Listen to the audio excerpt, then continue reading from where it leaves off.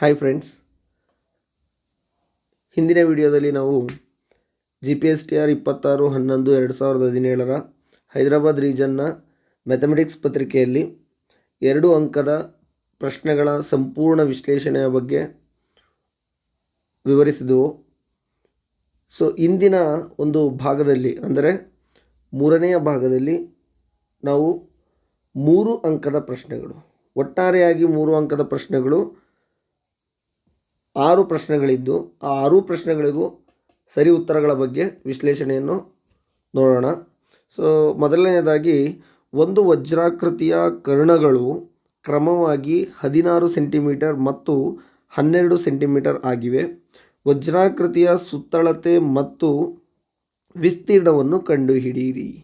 So ನೋಡಿ ಸ್ನೇಹಿತರೆ, ವಜ್ರಾಕೃತಿ ಅಂದರೆ ಆಲ್ರೆಡಿ ನಮಗೆ MCQ ಕ್ವಶನ್ನಲ್ಲಿ ನಮಗೆ ಆಲ್ರೆಡಿ ವಜ್ರಾಕೃತಿ ಬಗ್ಗೆ ಐಡಿಯಾ ಇದೆ. ಸೊ ಆದರೆ ರಾಂಬಸ್, ವಜ್ರಾಕೃತಿ ಅಂದರೆ ಅಲ್ಲಿ ರಾಂಬಸ್ ಅಂತ ನೀವು ಪರಿಗಣಿಸಬೇಕಾಗುತ್ತೆ. ಈ ರಾಂಬಸ್ಸಲ್ಲಿ ನಾವೀಗ ಏನು ಫೈಂಡ್ ಔಟ್ ಮಾಡಬೇಕಂದ್ರೆ,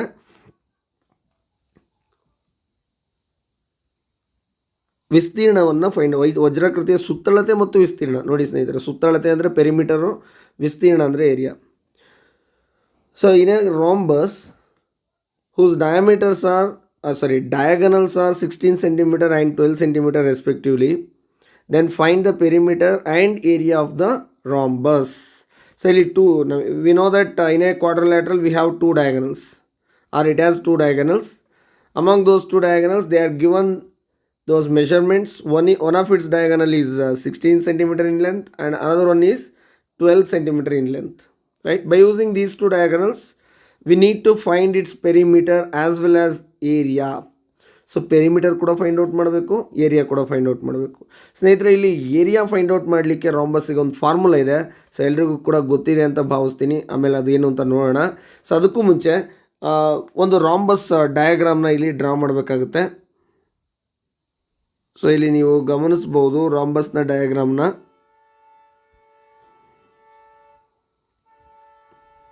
Let us consider a rhombus ABCD.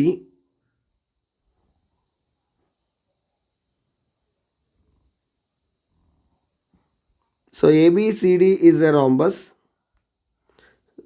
Consider 2 diagonals BD and AC.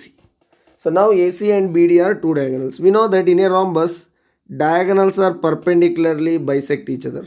So ನಮಗೆ ಎಲ್ರಿಗೂ ಗೊತ್ತೇ ಇದೆ diagonal property of A rhombus ಅಲ್ಲಿ ಡಯಾಗನಲ್ಸ್ಗಳು ಪರ್ಪೆಂಡಿಕ್ಯುಲರ್ ಆಗಿ ಬೈಸೆಕ್ಟ್ ಆಗ್ತವೆ. Bisect means those 2 ಪರ್ಪೆಂಡಿಕ್ಯುಲರ್ಸ್ divided into 2 equal parts. For example, let us consider this point as O, right? DO is equal to OB, OC is equal to OA. So that is the important thing. So here OA is equal to OC and DO is equal to OB. We know that AD, DC, BC and AD are equal because it is a rhombus. In a rhombus all the 3 sides are equal. So now we know that they are given some measurements. One of its measurement AO is equal to we don't know about sides of a rhombus, but they are given the diagonal ಬಗ್ಗೆ ಅವರು ಒಂದು idea ಕೊಟ್ಟಿದ್ದಾರೆ. So AC is equal to 16 centimeter and DB is equal to 12 centimeter. ಸ್ನೇಹಿತರೆ, ಇಲ್ಲಿ ನೀವು ಯಾವುದಾದ್ರೂ ತೊಗೋಬೋದು. DBನಾದರೂ 16 ಅಂತ ತೊಗೋಬೋದು ಅಥವಾ ACನಾದರೂ 16 ಅಂತ ತೊಗೋಬೋದು, ನಿಮ್ಮಿಷ್ಟ ಅದು. ನಮಗಿಲ್ಲಿ O ಅನ್ನೋದು mid point of DB and AC. O ಅನ್ನೋದು ACಗೂ ಕೂಡ ಮಿಡ್ ಪಾಯಿಂಟ್ ಆಗಿರುತ್ತೆ, DBಗೂ ಕೂಡ ಮಿಡ್ ಪಾಯಿಂಟ್ ಆಗಿರುತ್ತೆ. ಅದನ್ನು ಪ್ರಾಬ್ಲಮಲ್ಲಿ ಕೊಟ್ಟಿಲ್ಲ ಅಂದ್ರೂ ನಾವು ಅದು diagonal property of A rhombus ಅಂತ ಅರ್ಥ ಮಾಡ್ಕೋಬೇಕು. Therefore AO is equal to half of 16. This is equal to 8 centimeter. Then AO is also equal to OC. Similarly OD is equal to half of 12 centimeter. This is equal to 6 centimeter. That is also equal to OB. ನೋಡಿ ಸ್ನೇಹಿತರೆ, ತುಂಬ important ಇದು. By using Pythagoras theorem let us consider any triangle. So ಯಾವುದಾದ್ರೂ ಟ್ರಯಾಂಗಲ್ನ ತಗೊಳ್ಳಿ ಸ್ನೇಹಿತರೆ. ಇಲ್ಲಿ ನಾವು ಒಂದು ಬಾಹುವನ್ನು ಫೈಂಡ್ ಔಟ್ ಮಾಡಬೇಕು. We should find out the side of A rhombus. In triangle AOD, here angle O is equal to 90 degree. According to Pythagoras theorem, AD square is equal to OD square plus OA square. So now AD square is equal to OD. What is the value of OD? OD is 6. So 6 square plus here OA is AO or OA both are same 8 square. ಯಾಕಂದರೆ AO ಮತ್ತು OA ಎರಡೂ ಕೂಡ ಒಂದೇ ಆಗಿರುತ್ತೆ. AD square is equal to 6 6 36 plus 8 8 64. Then AD is equal to square root of 100. Therefore AD is equal to 10 centimetre. ಸ್ನೇಹಿತರೆ, ಇಲ್ಲಿ ರಾಂಬಸ್ನ ಪ್ರತಿಯೊಂದು ಬಾಹುವಿನ ಉದ್ದ 10 ಸೆಂಟಿಮೀಟರ್ ಇದೆ. ಆ 10 ಸೆಂಟಿಮೀಟರ್ನ ಬಳಸ್ಕೊಂಡು ನಾವು ಪೆರಿಮೀಟರ್ನ ಫೈಂಡ್ ಔಟ್ ಮಾಡ್ಬೋದು. ಯಾವ ಥರ ಅಂತ ನೋಡ್ಬೋದು ನೀವು ಇಲ್ಲಿ. ಪೆರಿಮೀಟರ್ ಆಫ್ rhombus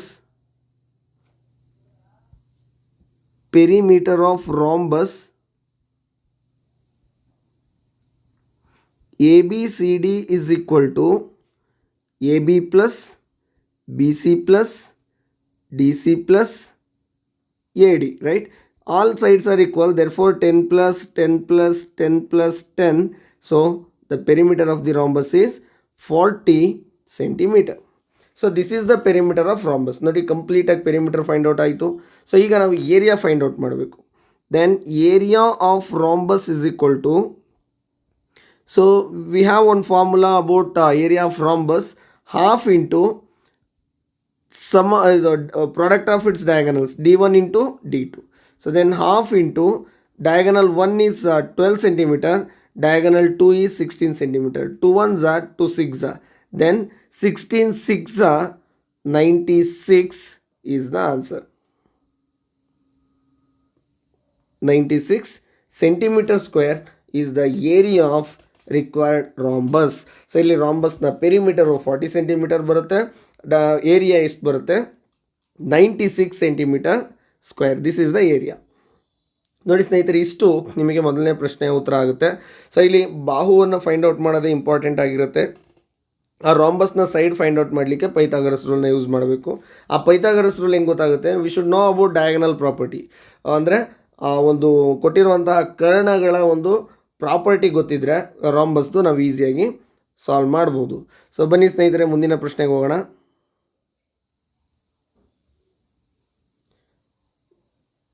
ಸೊ ಇಲ್ಲಿ ಮುಂದಿನ ಪ್ರಶ್ನೆ 82ನೇ ಪ್ರಶ್ನೆ. ಅದು ಕೂಡ ತುಂಬ ಸರಳವಾಗಿರುವಂತಹ ಪ್ರಶ್ನೆ. a to the power x divided by a to the power y whole to the power 1 by xy into a to the power y divided by a to the power z whole to the power 1 by yz into a to the power z divided by a to the power x whole to the power 1 by zx is equal to 1 ಎಂದು ಸಾಧಿಸಿ. Prove that these three products are the product of these exponents is equal to 1. ಇಲ್ಲೆಲ್ಲ ಕೊಟ್ಟಿರೋದು ಎಕ್ಸ್ಪೋನೆಂಟ್ಸೇ, ಎಲ್ರಿಗೂ ಕೂಡ ಗೊತ್ತಾಗುತ್ತೆ. So ಈಗ ನಾನು ಏನು ಮಾಡ್ತೀನಿ, ಡೈರೆಕ್ಟ್ ಎಕ್ಸ್ಪೋನೆಂಟ್ ರೂಲ್ಸ್. ಏನದು ಎಕ್ಸ್ಪೋನೆಂಟ್ ರೂಲು? ಯಾವುದದು? a by b whole to the power m is equal to a to the power m divided by a to the power b to the power m. ಈ ಒಂದು ರೂಲ್ನ apply ಮಾಡ್ತಾ ಇದ್ದೀನಿ. ಅಂದರೆ ಇಲ್ಲಿ 1 by xy ಅನ್ನೋದು whole power ಆಗಿದೆ. ಆ ಒಂದು ಪವರ್ನ ಒಳಗಡೆ ಇರೋಂಥ ಎರಡೂ ಎಕ್ಸ್ಪೋನೆಂಟ್ಸಿಗೆ ನಾನು ಏನು ಮಾಡ್ತಾ ಇದ್ದೀನಿ, ಅಪ್ಲೈ ಮಾಡ್ತಾ ಇದ್ದೀನಿ. ಅದಕ್ಕೆ ನಾನು ಇಲ್ಲಿ ಎಕ್ಸ್ಪೋನೆಂಟನ್ನೆಲ್ಲ ಬರೆಯಲ್ಲ, ಡೈರೆಕ್ಟ್ ಅಪ್ಲೈ ಮಾಡ್ತೀನಿ. So take down the LHS of this condition.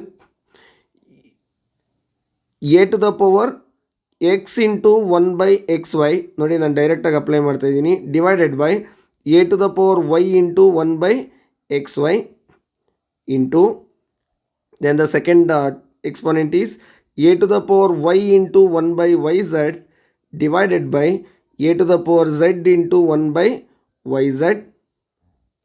Last one, that is a to the power z into 1 by zx divided by a to the power x into 1 by zx.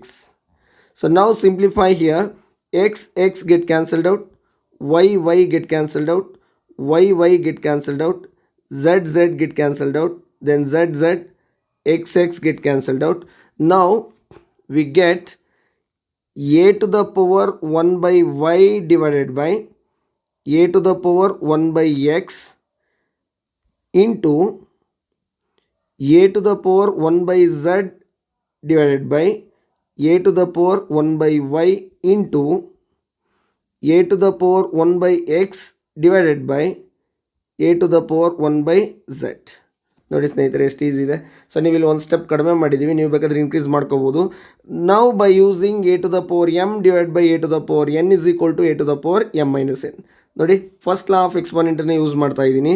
So ಅದನ್ನು use ಮಾಡೋದ್ರಿಂದ ಏನು ಸಿಗುತ್ತೆ ಅಂದರೆ a to the power 1/y minus 1/x into a to the power 1/z minus 1/y into a to the power 1/x minus 1/z.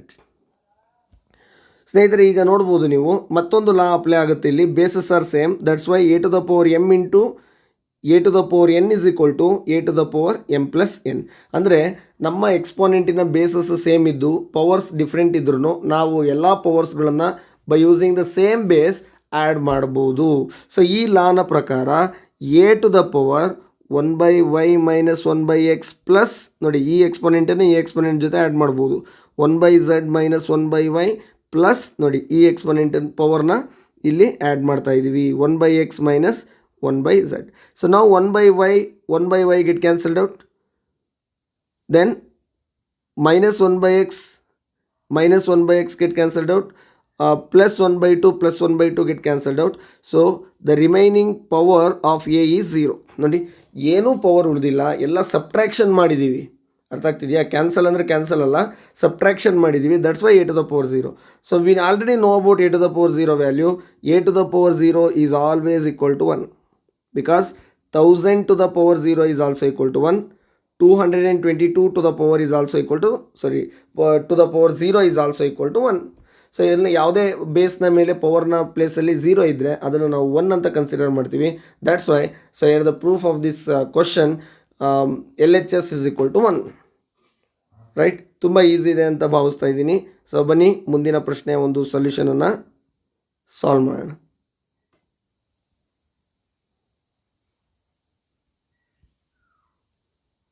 So ನಂತರ 83ನೇ ಪ್ರಶ್ನೆ, ಇದು ಕೂಡ ತುಂಬ ಇಂಪಾರ್ಟೆಂಟ್ ಪ್ರಾಬ್ಲಮ್ ಆಗಿದೆ. ಯಾವ ಅಂಕಿಯನ್ನು ಪುನರಾವರ್ತಿಸದೆ 1, 2, 3, 4, 5 ಅಂಕಿಗಳನ್ನು ಉಪಯೋಗಿಸಿ 4000ಕ್ಕಿಂತ ಕಡಿಮೆ ಇರುವ 4 ಅಂಕಿಗಳ ಎಷ್ಟು ಸಂಖ್ಯೆಗಳನ್ನು ರಚಿಸಬಹುದು? ಅವುಗಳಲ್ಲಿ ಎಷ್ಟು ಸಮ ಸಂಖ್ಯೆಗಳಿರುತ್ತವೆ? ಸೊ ನೋಡಿ, this is very important question, permutation and combination. This question is from permutation and combinations. ನಾನು ಆವಾಗಲೇ ಹೇಳಿದೆ permutation means arrangement, combination means selection. ಇಲ್ಲಿ ನಾವು ಅರೇಂಜ್ಮೆಂಟ್ ಅಂದರೆ ನಾವು ಅರೇಂಜ್ ಮಾಡಲಿಕ್ಕೆ ಹೇಳ್ತಿದ್ದೀರಿ ನಂಬರ್ಸನ್ನು. ನೋಡೋಣ ಯಾವ ರೀತಿ ಫೈಂಡ್ ಔಟ್ ಮಾಡ್ಬೋದು ಅಂತ. ಇದಕ್ಕೊಂದು ಮೆಥಡ್ ಇದೆ, ಆ ಮೆಥಡ್ ಬಗ್ಗೆ ನಾವೀಗ ಡಿಸ್ಕಸ್ ಮಾಡ್ತಾ ಹೋಗೋಣ. ಸೊ ಏನು the given numbers, here the given numbers are, first of all you just take down the numbers given here 1, 2, 3, 4, 5. How many numbers are there? Total there are 5 numbers are there in this problem. So 4-digit numbers less than 4000 are 4-digit numbers less than 4000 are ನೋಡಿ 4 ಅಂಕಿಯ ಸಂಖ್ಯೆಗಳು, ಆ 4 ಅಂಕಿಯ ಸಂಖ್ಯೆಗಳು ಕೂಡ 4000ಕ್ಕಿಂತ ಕಡಿಮೆ ಇರಬೇಕು. ಅಂದರೆ 3999, 3998 ಈ ಥರ. ಬಟ್ ಇಲ್ಲಿ ಕೊಟ್ಟಿರುವಂತಹ ಅಂಕಿಗಳನ್ನೇ ಉಪಯೋಗಿಸ್ಕೋಬೇಕು, ನೆನಪಲ್ಲಿರಲಿ. ಸೊ ಈಗ ನೀವು ಇಮ್ಯಾಜಿನ್ ಮಾಡಿ, 4 ಅಂಕಿಯ ಸಂಖ್ಯೆಗಳು ಅಂದ ತಕ್ಷಣ ನಿಮಗೊಂದು ಟೇಬಲ್ ನೆನಪಾಗ್ಬೋದು. ಯಾವುದದು ಟೇಬಲ್ ಅಂದರೆ place value chart. 1, 2, 3, 4 ones, tens, hundreds, thousands. ಹೌದಲ್ವ ಸ್ನೇಹಿತರೆ? ಸೊ ಈಗ ಥಿಂಕ್ ಮಾಡಿ, 4 ಅಂಕಿಯ ಯಾವುದೇ ಸಂಖ್ಯೆಗಳ ಸ್ಥಾನ ಬೆಲೆಯು ಬಿಡಿ 10, 100, 1000, once, tens, hundreds, thousands. So ಈಗ ಥಿಂಕ್ ಮಾಡಿ, 4000 ಒಳಗಡೆ ಇರೋಂಥ ನಂಬರ್ ಅಂದರೆ ಈ 1000 ಪ್ಲೇಸಲ್ಲಿ ಯಾವ ಅಂಕಿಗಳನ್ನು ಹಾಕಬಹುದು? ಈ 5 ಅಂಕಿಗಳಲ್ಲಿ ಯಾವ ಸಂಖ್ಯೆಗಳನ್ನು ಪುನರಾವರ್ತಿಸದೆ ಬಳಸೋದಾದರೆ ನಾವು 1000ನ ಪ್ಲೇಸ್ನಲ್ಲಿ 1, 2, 3ನ ಬಳಸಬಹುದು. 4 ಕೂಡ ಬಳಸೋಕ್ಕಾಗಲ್ಲ. ಏಕೇಳಿ 4000ಕ್ಕಿಂತ ಅಧಿಕವಾದ ಸಂಖ್ಯೆ ನಮಗೆ ಸಿಗುತ್ತೆ. ಸೊ ಹಾಗಾಗಿ ಇಲ್ಲಿ ಬರೆಯಬಹುದಂಥ ವಿಧಾನಗಳ ಸಂಖ್ಯೆ 3. ಅದು ಯಾವುದಂತ ಇಲ್ಲಿ ನಾನು ಶಾರ್ಟ್ಕಟಲ್ಲಿ ಬರಿತೀನಿ. 1, 2, 3. ಇಲ್ಲಿ 1ಅನ್ನು ಯೂಸ್ ಮಾಡಿದ್ರೆ ಈ 2, 3 ಇಲ್ಲೆಲ್ಲೋ ಯೂಸ್ ಆಗಬಹುದು. ಅರ್ಥ ಮಾಡ್ಕೊಳ್ಳಿ. 1000ನ ಪ್ಲೇಸಲ್ಲಿ ನೀವು ಆ 3 ಆಯ್ಕೆಗಳು, ಆ 3 ಅಂದ ತಕ್ಷಣ 3 ಬರಿಬೇಕಂತಲ್ಲ, ಅಲ್ಲಿ 3 ಆಯ್ಕೆಗಳಿವೆ, ನಮಗೆ 3 ಅಂಕಿಗಳಿವೆ ನನಗೆ ಇಲ್ಲಿ ಕೊಟ್ಟಿರೋದು. ಅದರಲ್ಲಿ 1 ಆದರೂ ಆಗಿರ್ಬೋದು, 2 ಆದರೂ ಆಗಿರ್ಬೋದು, 3 ಆದರೂ ಆಗಿರ್ಬೋದು ಸ್ನೇಹಿತರೆ. 1000ನ ಪ್ಲೇಸಲ್ಲಿ ಒಂದು ಸಂಖ್ಯೆ ಬರೆಯುವಾಗ 1 ಅಂತ ಬರೆದ್ರೆ 2 ಮತ್ತು 3 ಅನ್ನೋ ಅಂಕಿಗಳು 100 ಅಥವಾ 10s ಅಥವಾ 1s ಪ್ಲೇಸಲ್ಲೂ ಇರಬಹುದು. ಆದರೆ 1 ಅಂತ 1000 ಪ್ಲೇಸಲ್ಲಿ ಬರೆದಾಗ ಅದೇ ಒಂದು ಅಂಕಿ ಅನ್ನೋದು ಬೇರೆಯ ಸ್ಥಾನ ಬೆಲೆಗೆ ಆಕ್ಯುಪೈ ಆಗಲ್ಲ, ಆ ಒಂದು ಸಂಖ್ಯೆಯಲ್ಲಿ ಮಾತ್ರ, ನೆನಪಲ್ಲಿರಲಿ. ಸೊ ಈಗ 3 ಆಯ್ಕೆಗಳಿವೆ ನಮಗೆ 1000 ಪ್ಲೇಸಲ್ಲಿ, ಅದನ್ನು ಹೊರತುಪಡಿಸಿ ಇನ್ಯಾವುದು ಕೂಡ ಬರಲ್ಲ. ನಂತರ ಸ್ನೇಹಿತರೆ 100, 1000, 10,000 ತುಂಬ ಈಸಿಯಾಗಿ ಹಾಕ್ಬೋದು by using FPC, fundamental principle of counting. ಸ್ನೇಹಿತರೆ ನೀವು ಪರ್ಮ್ಯುಟೇಷನ್ ಆ್ಯಂಡ್ ಕಾಂಬಿನೇಷನ್ ಓದಿದರೆ ಗೊತ್ತಾಗುತ್ತೆ FPC ಅಂದರೆ ಏನಂತ, fundamental principle of counting. For example 5 ನಂಬರ್ಗಳಲ್ಲಿ ನಮಗೆ 3 ಆಯ್ಕೆಗಳಿವೆ, ಆ 3ರಲ್ಲಿ ನಾವಿಲ್ಲಿ ಏನಾದರೂ ಒಂದನ್ನು ಬರೆದಿರ್ತೀವಿ. ಅಂದರೆ ಫಾರ್ ಎಕ್ಸಾಂಪಲ್ ಈಗ ಮೊದಲನೇ ಸಂಖ್ಯೆನ ಚೂಸ್ ಮಾಡ್ತಾ ಇದ್ದೀನಿ ಅಂತ ಇಟ್ಕೊಳ್ಳಿ, 4 ಅಂಕಿಯ 4,000ದ ಕೆಳಗಡೆ ಇರುವಂಥ ಸಂಖ್ಯೆ 1ಅನ್ನು ಬರೆದಿದ್ದೀನಿ ಅಂತ ಇಟ್ಕೊಳ್ಳಿ 1000 ಪ್ಲೇಸಲ್ಲಿ. ಆಗ ನನಗೆ ಮುಂದಿನ ಸಂಖ್ಯೆಯನ್ನು ಬರೆಯಲು ಉಳಿದಿರುವ ಅಂಕಿಗಳೆಷ್ಟು? 4. ಏನಕ್ಕೆಂದರೆ ಇದ್ದ 5 ಅಂಕಿಗಳಲ್ಲಿ 1ಅನ್ನು 1000ದ ಸ್ಥಾನಕ್ಕೆ ಬರೆದಾಗ V have only 4 digits, right? That's why in 100 place we have 4 different ways. This is called it as fundamental principle of counting. Sir ಹಾಗಾದರೆ ನೆಕ್ಸ್ಟ್ 2 ಏನು ಮಾಡಲಿ? ಇಲ್ಲಿ 4 ಬರೆದಾಗ 4ನ ಈಗ ಥಿಂಕ್ ಮಾಡಿ, ಇಲ್ಲಿ ಒಂದು ಅಂಕಿ ಬರೆದಿರ್ತೀವಿ 1000ಅಲ್ಲಿ, ಒಂದು ಸಂಖ್ಯೆಯಲ್ಲಿ ಇಲ್ಲಿ ಒಂದು ಅಂಕಿ ಬರೆದಿರ್ತೀವಿ, ಅಲ್ಲಿಗೆ 2 ಅಂಕಿ ನಿಮಗೆ ಸಿಕ್ತು.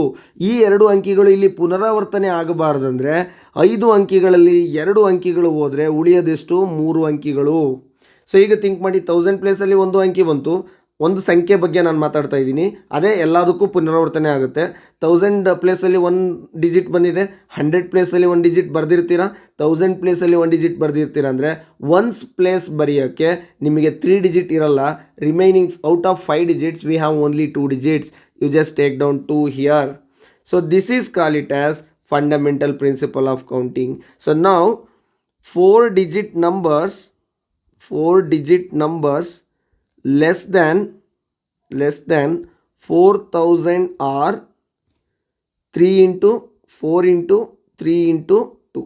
ಸ್ನೇಹಿತರೆ 4 3s are 12, 12 2s are 24, so 24 3s are 72. So ಇಲ್ಲಿ 72 ವಿಧದಲ್ಲಿ ನೀವೇನು ಮಾಡ್ಬೋದು?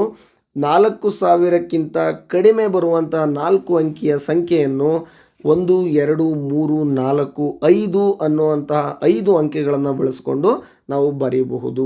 ನಿಮಗೇನಾದರೂ ಅರ್ಥ ಆಗಿಲ್ಲ ಅಂದರೆ ಇನ್ನೊಂದು ಸಲ ರಿಪೀಟ್ ಮಾಡಿ, ಇದನ್ನೇ ನೀಟಾಗಿ ಹೇಳಿದ್ದೀನಿ. ಸೊ ಇದಕ್ಕಿಂತ ಮತ್ತೆ ಹೇಳಕ್ಕೆ ಬರಲ್ಲ. ಹಂಗೇನಾದರೂ ನಿಮಗೆ ಗೊತ್ತಾಗ್ತಿಲ್ಲ ಅಂದರೆ ಪರ್ಮುಟೇಷನ್ ಆ್ಯಂಡ್ ಕಾಂಬಿನೇಷನ್ ಚಾಪ್ಟರ್ನ ಮತ್ತೊಂದು ಸಲ ರೀಕಾಲ್ ಮಾಡಬೇಕಾಗುತ್ತೆ ನೀವು, ಅಥವಾ ನೋಡಿಲ್ಲ ಅಂದರೆ ರೀಕಾಲ್ ಮಾಡಲೇಬೇಕು, ಯಾಕಂದರೆ ಇಲ್ಲಾಂದರೆ ಗೊತ್ತಾಗಲ್ಲ ಅದು. ಸೊ ನಾವು we moving to the next sub question, that is total even 4 digit numbers. That is very important. Total 4 digit even numbers. ಸ್ನೇಹಿತರೆ ಇದು ಅರ್ಥ ಆಗಿದ್ದರೆ ನೆಕ್ಸ್ಟು ಕೂಡ ನಿಮಗೆ ಈಸಿಯಾಗಿ ನೀವು ಆನ್ಸರ್ನ ಅರ್ಥ ಮಾಡ್ಕೊತೀರಾ. ಇಲ್ಲೂ ಕೂಡ 4 digit ಅಂತ ಕೇಳಿರೋದ್ರಿಂದ ನಾನು 4 ಬಾಕ್ಸ್ಗಳನ್ನು ಹಾಕ್ತಾ ಇದ್ದೀನಿ, 1000, 100, 10s, 1s, ರೈಟ್? ಸ್ನೇಹಿತರೆ ಇಲ್ಲಿ 4,000ದ ಒಳಗಡೆ ಇದ್ದಾಗ ನಾವಿಲ್ಲಿ ಏನು ಮಾಡಿದ್ವಿ? 3 ಅಂತ ತೊಗೊಂಡ್ವಿ. ಆದರೆ ಇಲ್ಲಿ 4,000ದ ಒಳಗಡೆ ಇರುವಂತಹ ಈವನ್ ನಂಬರ್ಸ್. ಯಾಕೆ ಈವನ್ ಅಂತ ತೊಗೊಂಡ್ರಿ? ಅಲ್ಲಿ ಕೊಟ್ಟಿರುವಂತಹ ಒಂದು ಕನ್ನಡದಲ್ಲಿ ಕೊಟ್ಟಿರುವಂಥ ಸಂಖ್ಯೆಯ ಹೆಸರು ಏನಂತ ಕೊಟ್ಟಿದ್ದಾರೆ? ಸಮ ಸಂಖ್ಯೆಗಳು. ಸೊ ಇಲ್ಲಿ ಸಮ ಸಂಖ್ಯೆಗಳಂದರೆ ಈವನ್ ನಂಬರ್ಸು. ಹಾಗಾಗಿ ಮತ್ತು ಈ ಎಲ್ಲ ಅಂಕಿಗಳು 4 ಅಂಕಿಯ ಸಂಖ್ಯೆಗಳು 4,000ಗಿಂತ ಒಳಗಡೆ ಇರೋದರಿಂದ ಇಲ್ಲಿ ಮತ್ತೆ 3 ಡಿಫ್ರೆಂಟ್ ವೇಸ್ ಬರುತ್ತೆ. ಆ ಅಂಕಿಗಳು ಯಾವ್ಯಾವುದು ಅಂದರೆ 1 2 3, ಆಯಿತಾ? ಇಲ್ಲಿ 3 ಆಯ್ಕೆಗಳು ಮಾತ್ರ. ಅದೇ ರೀತಿಯಾಗಿ 1s ಪ್ಲೇಸಲ್ಲೂ ಕೂಡ ನೀವು ಇಷ್ಟೇ ಅಂಕಿಗಳು ಬರಬೇಕಂತ ಬರೀಬೇಕಾಗುತ್ತೆ. ಯಾವುದದು ಅಂಕಿಗಳು? 1 2 3 4 5ರಲ್ಲಿ 2 ಮತ್ತು 4 ಎಂಬ ಅಂಕಿಗಳಿಂದ ಈ ಒಂದು ಸಂಖ್ಯೆ ಅಂತ್ಯಗೊಂಡರೆ ಆ ಸಂಖ್ಯೆಯನ್ನು ನಾವು ಸಮಸಂಖ್ಯೆ ಎಂದು ಪರಿಗಣಿಸಲಾಗುತ್ತದೆ. If a numbers ends with even numbers then it is considered as an even number, right? So ಹಾಗಾಗಿ ಈಗ ಹೇಳಿ ನೋಡೋಣ, 1s ಪ್ಲೇಸಲ್ಲಿ ಎಷ್ಟು ನಂಬರ್ಸ್ಗಳು ಬರ್ಬೋದು ಅಥವಾ ಎಷ್ಟು ಆಯ್ಕೆಗಳಿವೆ ನಮ್ಮ ಹತ್ರ? 2 ಆಯ್ಕೆಗಳು. ಯಾವ್ಯಾವುದದು? 2 and 4. ಇಲ್ಲಿ ಯಾವ್ಯಾವ್ದು ಆಯ್ಕೆಗಳು 1 2 3 ರೈಟ್. ನೀವು ಅಂದ್ಕೊಳ್ತೀರಿ ಸರ್ ಇಲ್ಲೂ 2 ಇದೆ, ಇಲ್ಲೂ 2 ಇದೆ. ಇಲ್ಲಿ 1 ಬರೆದಾಗ ಇಲ್ಲಿ ನಾನು 2 ಬರಿಬೋದು, 4 ಬರಿಬೋದು. ಇಲ್ಲಿ 2 ಬರೆದಾಗ ಇಲ್ಲಿ ನಾನು 4 ಬರಿಬೋದು. 2 ಬರೆಯೋಕ್ಕಾಗಲ್ಲ, ಯಾಕಂದರೆ ರಿಪೀಟ್ ಮಾಡೋಂಗಿಲ್ವಲ್ಲ, ಅರ್ಥ ಮಾಡ್ಕೊಳ್ಳಿ. ಇಲ್ಲಿ 3 ಬರೆದಾಗ ಇಲ್ಲಿ 2 ಅಥವಾ 4 ಬರಿಬೋದು. ಅರ್ಥ ಆಗ್ತಿದೆಯಾ? ಅದು number of ways. Fundamental principle of counting ಅಂದರೆ number of ways, not about those numbers. ಇಲ್ಲಿ 3 ಬರ್ದಿದ್ದೀನಿ ಅಂದ ತಕ್ಷಣ 3 ಡಿಜಿಟ್ ಮಾತ್ರ ಅಂತಲ್ಲ, ಇಲ್ಲಿ 2 ಬರ್ದಿದ್ದೀನಿ ಅಂದರೆ 2 ಅನ್ನೋ ನಂಬರ್ ಮಾತ್ರ ಬರಿಬೇಕಂತಲ್ಲ. ಇಲ್ಲಿ 2 ಆಯ್ಕೆಗಳಿದೆ ನಮಗೆ. ಇಲ್ಲಿ 3 ಡಿಫ್ರೆಂಟ್ ವೇಸಲ್ಲಿ ಆ ಪ್ಲೇಸನ್ನು ರೆಪ್ರೆಸೆಂಟ್ ಮಾಡಬಹುದು. ಸ್ನೇಹಿತರೆ, ಈಗ ಪ್ರೀವಿಯಸ್ ಒಂದು ಕಾನ್ಸೆಪ್ಟ್ ಇದು ಅರ್ಥ ಆಗಿದ್ರೆ ಇಲ್ಲಿ ಬರೆಯೋದು ತುಂಬ ಈಸಿ. ಇವೆರಡನ್ನು ಮೆನ್ಷನ್ ಮಾಡಾಯಿತು. ಈಗ ನಮ್ಮ ಬಳಿ ಇರುವಂತಹ 4 ಸ್ಥಾನ ಬೆಲೆಗಳಲ್ಲಿ 2 ಸ್ಥಾನ ಬೆಲೆಗಳು ಸಂಪೂರ್ಣಗೊಂಡಿವೆ. ಇರುವಂತಹ 5 ಅಂಕಿಗಳಲ್ಲಿ 2 ಸ್ಥಾನ ಬೆಲೆಗಳನ್ನು ಫಿಲ್ ಮಾಡಿದಾಗ ನನಗೆ ಉಳಿದಿರುವಂಥ ಅಂಕಿಗಳು 3. ಆ 3ಅನ್ನು ಇಲ್ಲಿ ಬರೆಯಿರಿ. ಈಗ ನೋಡಿ ಸ್ನೇಹಿತರೆ, ನಮಗೆ ಕಂಪ್ಲೀಟಾಗಿ 3 ಸ್ಥಾನ ಬೆಲೆಗಳು ಫಿಲ್ ಆಗಿದ್ದಾವೆ.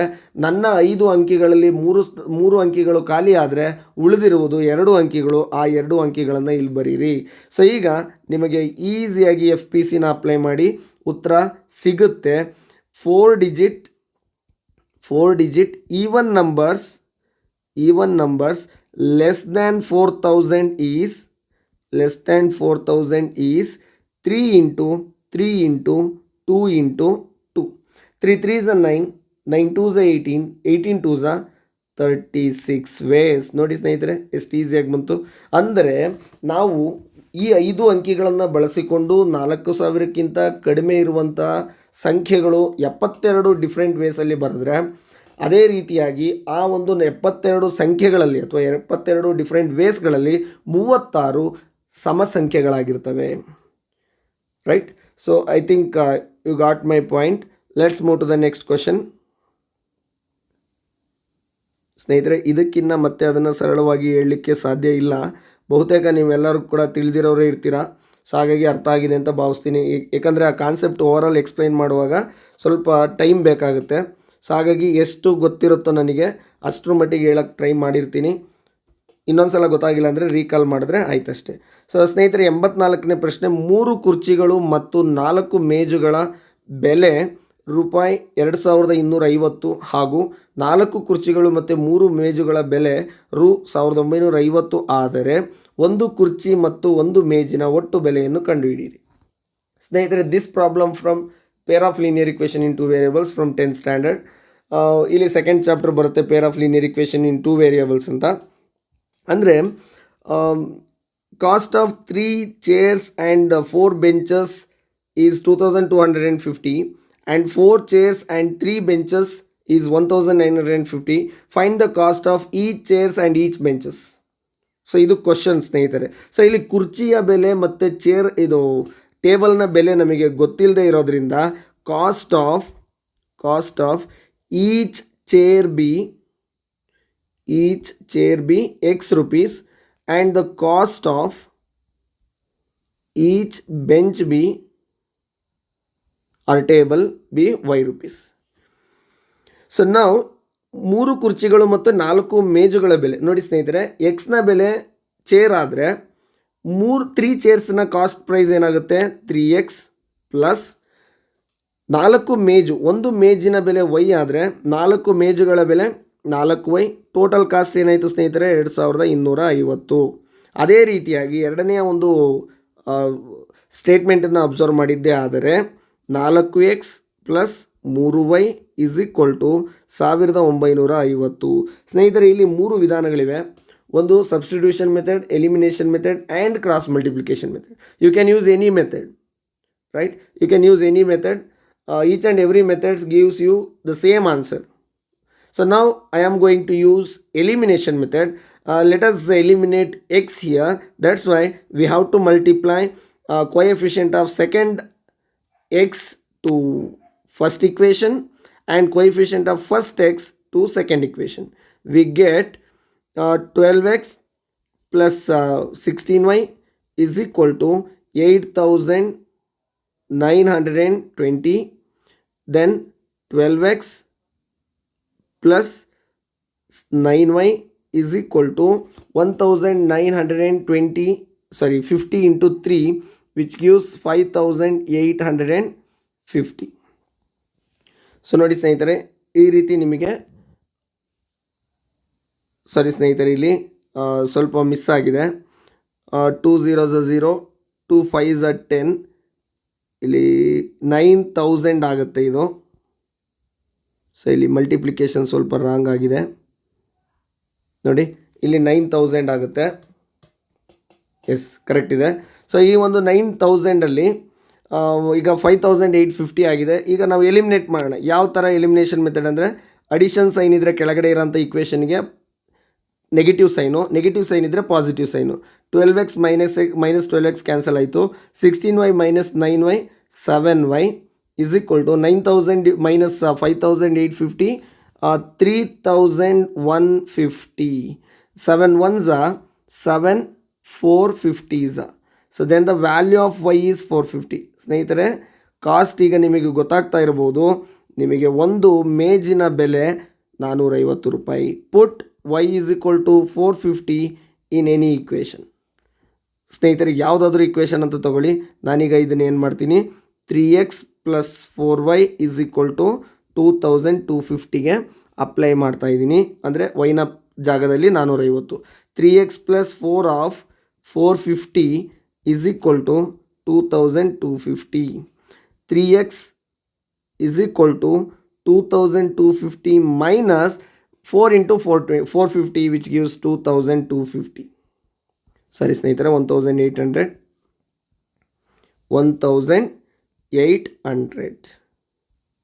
ಸೊ ಈಗ 3x ಇಸ್ ಈಕ್ವಲ್ ಟು 2250ಅಲ್ಲಿ 1800ನ ಸಬ್ಟ್ರ್ಯಾಕ್ಟ್ ಮಾಡಿದಾಗ 450 ಬರುತ್ತೆ. So x is equal to 450 divided by 3.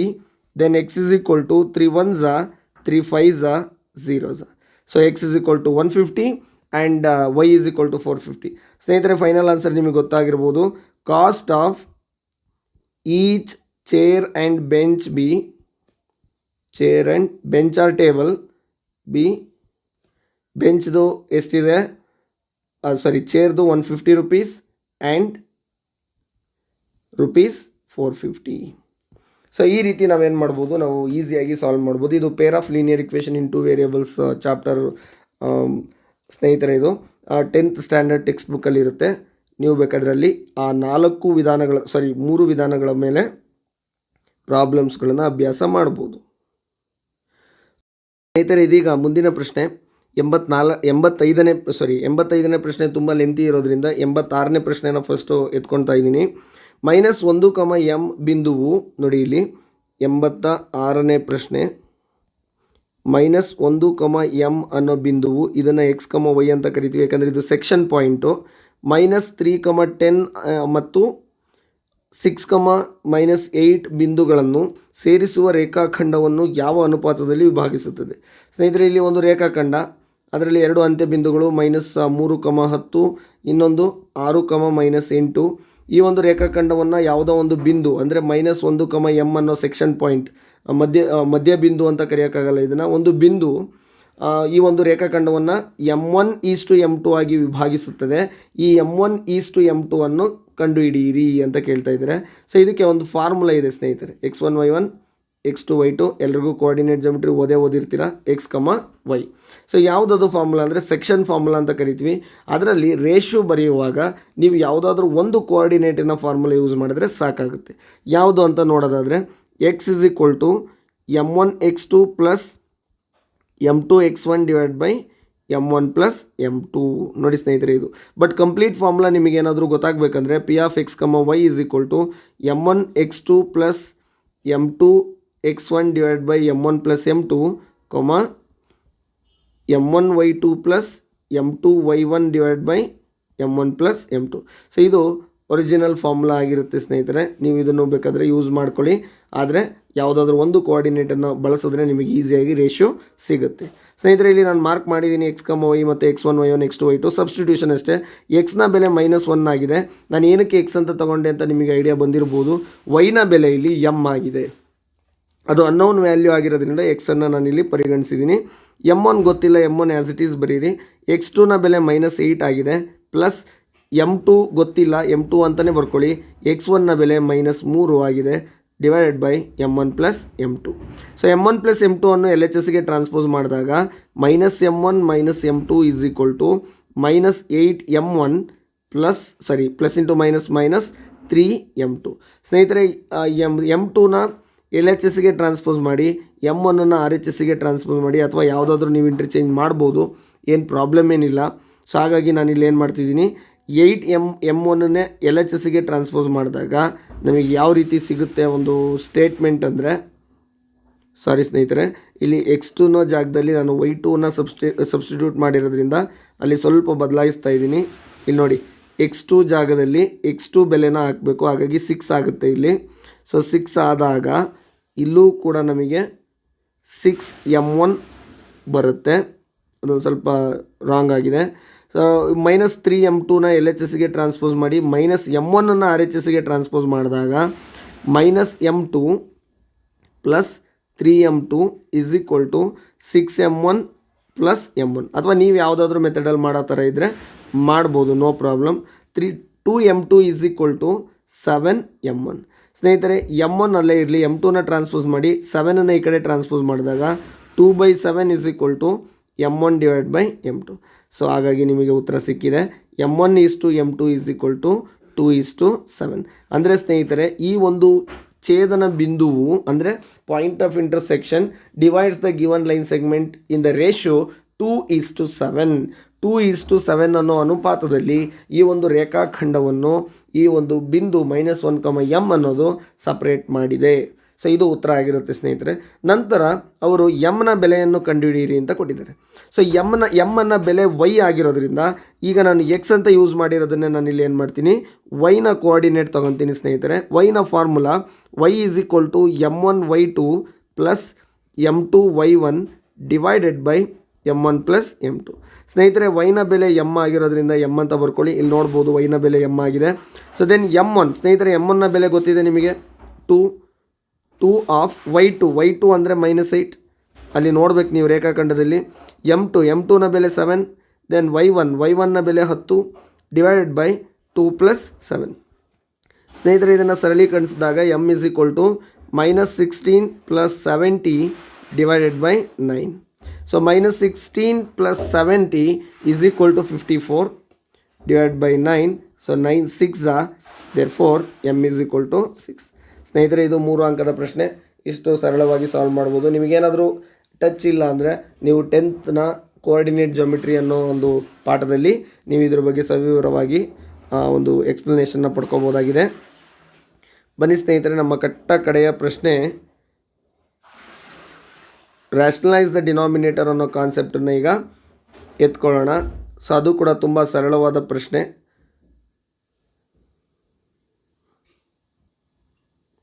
So ಈ ರೀತಿ ಪ್ರಶ್ನೆಗಳು ಆಲ್ರೆಡಿ ತುಂಬ ಹಿಂದಿನ ವರ್ಷದ ಕ್ವಶನ್ ಪೇಪರಲ್ಲೂ ಕೂಡ ನಾವು ಅಬ್ಸರ್ವ್ ಮಾಡ್ತಾನೆ ಬಂದಿದ್ದೇವೆ. ಸೊ ಬನ್ನಿ 85ನೇ ಪ್ರಶ್ನೆ ಮತ್ತು ಕಡೆಯ ಪ್ರಶ್ನೆ. ಇಲ್ಲಿ x is equal to √7 minus √3 divided by √7 plus √3 ಮತ್ತು y is equal to √7 plus √3 divided by √7 minus √3 ಆದರೆ x² plus y² minus 3xyನ ಬೆಲೆಯನ್ನು ಕಂಡುಹಿಡಿಯಿರಿ. ಸ್ನೇಹಿತರೆ ಇಲ್ಲಿ ಎಕ್ಸ್ನ ಒಂದು ಛೇದವನ್ನು ಅಕರ್ಣೀಕರಿಸಬೇಕು ಅಂದರೆ ರ್ಯಾಷನಲೈಸ್ ದ ಡಿನಾಮಿನೇಟರ್ನ ನೀವು ಅಕರ್ಣೀಕರಣದಿಂದ ಮಲ್ಟಿಪ್ಲೈ ಮಾಡಿದ್ರೆ ಛೇದನ ನಾವು ರ್ಯಾಷನಲ್ ನಂಬರ್ ಭಾಗಲಬ್ಧ ಸಂಖ್ಯೆಯಾಗಿ ಪರಿವರ್ತನೆ ಮಾಡಬೇಕು. X is equal to √7 minus √3 divided by √7 plus √3 into what is the rationalizing factor of √7 plus √3? √7 minus √3. ಸ್ನೇಹಿತರೆ ನಾವು ಆಲ್ರೆಡಿ ಮಲ್ಟಿಪಲ್ ಚಾಯ್ಸ್ ಮೇನಲ್ಲಿ ಇದ್ರ ಬಗ್ಗೆ ನಾನು ಎಕ್ಸ್ಪ್ಲನೇಷನ್ ಕೊಟ್ಟಿದ್ದೇನೆ. This is equal to multiply ಮಾಡಿ ಈಗ √7 minus √3 whole square divided by √7 whole square minus √3 whole square. ಸ್ನೇಹಿತರೆ ಸ್ಕ್ವೇರ್ ರೂಟ್ ಕ್ಯಾನ್ಸಲ್ ಆಯಿತು. a ಮೈನಸ್ ಬಿ ಹೋಲ್ ಸ್ಕ್ವೇರ್ನ ರೂಪದಲ್ಲಿ ಎಕ್ಸ್ಪ್ಯಾಂಡ್ ಮಾಡಿದಾಗ √7 ಸ್ಕ್ವೇರ್ ಅಂದರೆ 7 ಪ್ಲಸ್ √3 ಸ್ಕ್ವೇರ್ ಅಂದರೆ 3 minus 2 into √7 into 3 is equal to √21 divided by 7 minus 3 4 ಸ್ನೇಹಿತರೆ. Therefore x is equal to 10 minus 2 √21 divided by 4. Then x is equal to ಎರಡನ್ನು common ತೆಗೆದಾಗ 2 of 5 minus root 21 divide by 4, 2 1s 2 2s. So ಈಗ ಎಕ್ಸ್ನ ಬೆಲೆ 5 minus root 21 divide by 2 ಆಗುತ್ತೆ ಸ್ನೇಹಿತರೆ. So ಈಗ ನಾವು ವೈನ ಬೆಲೆಯನ್ನು ಕಂಡುಹಿಡ್ಕೋಬೇಕು. ಯಾಕೆ ವೈನ ಬೆಲೆ ಅಲ್ಲೇ ಕೊಟ್ಟಿದ್ರಲ್ಲ ಅಂತ ಅಂದ್ಕೊಳ್ತೀರಾ, ಬಟ್ ಇಲ್ಲಿ ಛೇದದಲ್ಲಿ ಅಭಾಗಲಬ್ಧ ಸಂಖ್ಯೆ ಇರೋದ್ರಿಂದ ನಾವು ಅದನ್ನು ಭಾಗಲಬ್ಧ ಸಂಖ್ಯೆಯಾಗಿ ಕನ್ವರ್ಟ್ ಮಾಡಿದಾಗ ಆ ಕೊಟ್ಟಿರುವಂಥ ಎಕ್ಸ್ಪ್ರೆಷನ್ಗೆ ಹಾಕಿ ಸಾಲ್ವ್ ಮಾಡೋಕ್ಕೆ ಈಸಿ ಆಗುತ್ತೆ ಅನ್ನೋವಂಥ ಕಾರಣಕ್ಕೆ. ಮತ್ತು ಇದು 3 ಅಂಕದ ಪ್ರಶ್ನೆ ನೆನಪಿರಲಿ. ಸೊ ಹಾಗಾಗಿ ಈ ಒಂದು ಮೆಥಡನ್ನು ನಾವು ಫಾಲೋ ಮಾಡಲೇಬೇಕಾಗುತ್ತೆ. ಸೊ ಬನ್ನಿ ಈಗ ಎರಡನೇ ವೈನ ಬೆಲೆಯನ್ನು ಕಂಡುಹಿಡಿಯೋಣ. ಇಲ್ಲಿ ವೈ ಈಸ್ ಈಕ್ವಲ್ ಟು ಅವರು ಕೊಟ್ಟಿರುವಂತಹ ಒಂದು ಬೆಲೆ ಅಂದರೆ √7 ಪ್ಲಸ್ √3 ಡಿವೈಡೆಡ್ ಬೈ √7 ಮೈನಸ್ √3. ಸ್ನೇಹಿತರೆ, √7 ಮೈನಸ್ √3ಯ ಕಾಂಜುಗೇಟ್ ಅಥವಾ ರ್ಯಾಷನಲೈಸಿಂಗ್ ಫ್ಯಾಕ್ಟರ್ √7 ಪ್ಲಸ್ √3 ಆಗಿರುತ್ತೆ. ಯಾಕೆಂದರೆ ಸೈನ್ ಚೇಂಜ್ ಮಾಡಬೇಕಂತ ನಾನು ಆಲ್ರೆಡಿ ಹಿಂದಿನ ತರಗತಿಯಲ್ಲಿ ನಿಮಗೆ ಹೇಳ್ಕೊಟ್ಟಿದ್ದೀನಿ. This implies √7 plus √3 whole square divided by √7 whole square minus √3 whole square. So ತದನಂತರ ಇದನ್ನು ಎಕ್ಸ್ಪ್ಯಾಂಡ್ ಮಾಡಿದಾಗ 7 plus 3 plus 2√21 a square plus b square plus 2ab formula, ಯಾಕಂದರೆ a plus b whole square ಫಾರ್ಮುಲಾದಲ್ಲಿದೆ. 7 ಮೈನಸ್ 3. ಸ್ನೇಹಿತರೆ, ವೈನ ಬೆಲೆಯು 10 plus 2√21 divided by 4. Therefore y is equal to ಇಲ್ಲಿ 5 common ತೆಗೆದಿದ್ದೆ ಅಥವಾ 2 ಕಾಮನ್ ತೆಗೆದಿದ್ದೆ ಆದರೆ ಇಲ್ಲಿ ಬರುವಂತಹ ಸಂಖ್ಯೆ 5 ಪ್ಲಸ್ √21 ಡಿವೈಡ್ ಬೈ 2. ಮತ್ತೆ ಸಾಲ್ವ್ ಮಾಡೋದು ಬೇಡ ಅಂತ ನಾನು ಡೈರೆಕ್ಟಾಗಿ ಬರಿತಾ ಇದ್ದೀನಿ. ನೋಡಿ ಸ್ನೇಹಿತರೆ, ಇಷ್ಟು ನಿಮ್ಮ ಎಕ್ಸ್ ಮತ್ತು ವೈನ ಬೆಲೆ ಬಗ್ಗೆ ಆಯಿತು. ನಂತರ ಇಲ್ಲಿ ಕೊಟ್ಟಿರುವಂತಹ ಒಂದು ಎಕ್ಸ್ಪ್ರೆಷನ್ ಏನದು, x square plus y square minus 3xyನ ಬೆಲೆಯನ್ನು ಕಂಡುಹಿಡಿಯಿರಿ. ಎಕ್ಸ್ ಸ್ಕ್ವೇರ್ ಅಂದರೆ ಏನು ಸ್ನೇಹಿತರೆ, 5 minus √21 divide by 2 whole square plus 5 plus √21 divide by 2 whole square minus 3 into 5 minus √21 divide by 2 into 5 minus √21 divide by 2 5 plus √21 divide by 2. ಸ್ನೇಹಿತರೆ, ಇಲ್ಲಿ a by b whole to the power m is equal to a to the power m divide by a to the power ಎನ್ನ ಫಾರ್ಮುಲಾದ ಪ್ರಕಾರ 5 minus √21 whole square divide by 4 plus 5 plus √21 whole square divide by 2 minus 3 into a minus b into a plus b 5 square minus √21 whole square divided by 2 square. ಇಲ್ಲಿ expand ಮಾಡಬೇಕೀಗ a minus b whole ಸ್ಕ್ವೇರ್ನ ಫಾರ್ಮುಲಾದ ಪ್ರಕಾರ. So ನೋಡಿ ಸ್ನೇಹಿತರೆ, a minus b whole ಸ್ಕ್ವೇರ್ನ ಫಾರ್ಮುಲಾದ ಪ್ರಕಾರ ಎಕ್ಸ್ಪ್ಯಾಂಡ್ ಮಾಡಿದಾಗ 5 ಸ್ಕ್ವೇರ್ ಅಂದರೆ 25 ನಾನು ಡೈರೆಕ್ಟಾಗಿ ಬರಿತಾ ಇದ್ದೀನಿ, ಪ್ಲಸ್ √21 ಹೋಲ್ ಸ್ಕ್ವೇರ್ ಅಂದರೆ 21 ಪ್ಲಸ್ ಇಲ್ಲಿ a minus b whole square ಆಗಿರೋದ್ರಿಂದ minus 2ab 2 into 5 into √21 10√21 divided by ಇಲ್ಲಿ ಕೂಡ ನಾವು 4 ಬರೀಬೇಕು, ಬಟ್ ಆದರೆ 2 ಅಂತ ಬರೆದಿದ್ದೀವಿ, ಕ್ಷಮೆ ಇರಲಿ. ಪ್ಲಸ್ ಏಕೆಂದರೆ ಎರಡೂ ಛೇದಗಳು ಒಂದೇ ಆಗಿರೋದ್ರಿಂದ ಇದನ್ನು ಕೂಡ ಎಕ್ಸ್ಪ್ಯಾಂಡ್ ಮಾಡಿ a plus b whole square ಫಾರ್ಮುಲಾದಲ್ಲಿ 5 ಸ್ಕ್ವೇರ್ ಅಂದರೆ 25 plus 21 because √21 whole square is 21 plus 2ab 10√21 whole divided by 4. ಯಾಕಂದರೆ ಇಲ್ಲಿ ಛೇದ ಒಂದೇ ಇರೋದ್ರಿಂದ ನಾನು ನ್ಯೂಮರೇಟರ್ನ ಆ್ಯಡ್ ಮಾಡ್ತಾ ಇದ್ದೀನಿ. ಸ್ನೇಹಿತರೆ, ಇಲ್ಲಿ 3 ಇಂಟು 5 5 25 ಮೈನಸ್ 21 ಡಿವೈಡ್ ಬೈ 4. ಸ್ನೇಹಿತರೆ, ಇವೆರಡೂ ಕ್ಯಾನ್ಸಲ್ ಆಗುತ್ತೆ, ಯಾಕೆಂದರೆ 25 ಮೈನಸ್ 21 ಅಂದರೆ 4 4 by 4 is equal to 1. So ಈಗ ನೋಡಿ, minus 10√21 plus 10√21 get cancelled out. 25 plus 25 50, 50 plus 21 71, 71 plus 21 92, 92 divide by 4 minus 3. Simplify ಮಾಡಿ ಸ್ನೇಹಿತರೆ ಇದನ್ನು. 92 minus 4 3 12 divide by 4. So 92 minus 12 is equal to. So ತುಂಬ ಇಂಪಾರ್ಟೆಂಟು, ಇಲ್ಲಿ ಕ್ಯಾಲ್ಕುಲೇಷನ್ನು ಸ್ವಲ್ಪ ಮಿಸ್ ಆದರೆ ಸ್ನೇಹಿತರೆ ನಿಮಗೆ ಆನ್ಸರ್ ರಾಂಗ್ ಬರೋಂಥ ಚಾನ್ಸಸ್ ಇರುತ್ತೆ. 80 ಡಿವೈಡ್ ಬೈ 4 ಹೌದಲ್ವಾ. ಸೊ 80 ಡಿವೈಡ್ ಬೈ 4 ಅಂದರೆ 80 is completely divisible by 4, that is 20. Therefore x square plus y square plus x square plus y square minus 3xy is equal to 20 is the answer. So this is the final answer.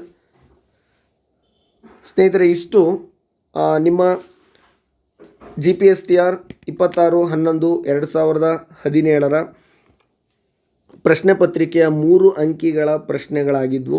So ಈ ಒಂದು ವಿಶ್ಲೇಷಣೆ ನಿಮ್ಮೆಲ್ಲರಿಗೂ ಕೂಡ ಅರ್ಥಪೂರ್ಣವಾಗಿ ಈ ಒಂದು ವಿಶ್ಲೇಷಣೆ ನಿಮಗೆ ಅರ್ಥವಾಗಿದೆ ಅಂತ ಭಾವಿಸ್ತಾ ನನ್ನ ಒಂದು ವಿಡಿಯೋವನ್ನು ಇಲ್ಲಿಗೆ ಮುಗಿಸ್ತಾ ಇದ್ದೇನೆ. ಸೊ ದಯವಿಟ್ಟು ಇದೇ ರೀತಿ ನಿಮ್ಮ ಒಂದು ಸಪೋರ್ಟನ್ನು ನಮ್ಮ ಈ ಒಂದು ಚಾನಲ್ನ ಮೇಲೆ ತೋರಿಸ್ತಾ ಇರಿ. ಸೊ ಇದೇ ರೀತಿ ನಿಮ್ಮ ಸಪೋರ್ಟ್ ಇದ್ದರೆ ನಾವು ಕೂಡ ಮುಂದಿನ ದಿನಗಳಲ್ಲಿ ನಿಮಗೆ ಬೇಕಾಗಿರುವಂಥ ಮಾಹಿತಿಗಳನ್ನು ಒದಗಿಸ್ತಾನೆ ಇರ್ತೀವಿ ಅಂತ ಹೇಳ್ತಾ, ದಯವಿಟ್ಟು ಈ ಒಂದು ಚಾನಲ್ನನ್ನು ಎಲ್ಲ ಕಡೆ ಶೇರ್ ಮಾಡಿ, ಎಲ್ರಿಗೂ ಕೂಡ ಉಪಯೋಗ ಆಗೋ ರೀತಿಯಲ್ಲಿ ಮಾಡ್ತೀರಾ ಅಂತ ತಿಳ್ಕೊಂಡಿದ್ದೀನಿ. ಸೊ ಧನ್ಯವಾದಗಳು ಈ ಒಂದು ವಿಡಿಯೋವನ್ನು ನೋಡಿದ್ದಕ್ಕೆ.